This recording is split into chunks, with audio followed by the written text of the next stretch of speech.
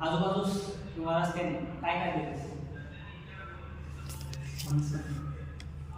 झाडे, अजून गाड्या गाड्या तू सांगा.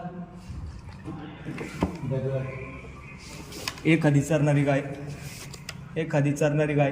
बरं. तर सफारी गाडी त्यांनी दगड सांगितलं, त्यांनी झाड सांगितलं, ठीक आहे.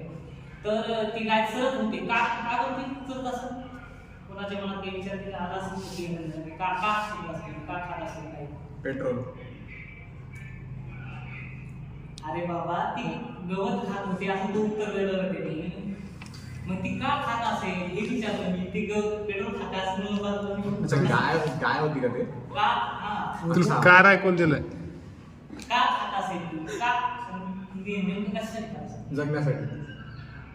जगण्यासाठी किंवा स्वतःचं पोट भरण्यासाठी.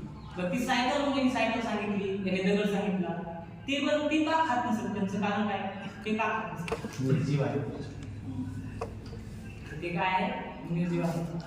मग जी वस्तू काही खात नसेल किंवा ज्या वस्तूचे काही स्वतःचं अन्न ग्रहण करत नसेल किंवा ज्या वस्तूची वाढ होत नसेल, अशा एखाद्या गोष्टीला आपण काय म्हणतो? वस्तू म्हणतो.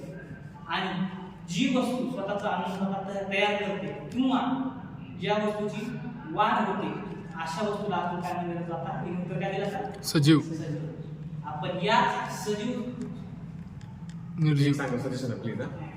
काय जी वस्तू स्वतःचं अन्न तयार करते किंवा स्वतःचं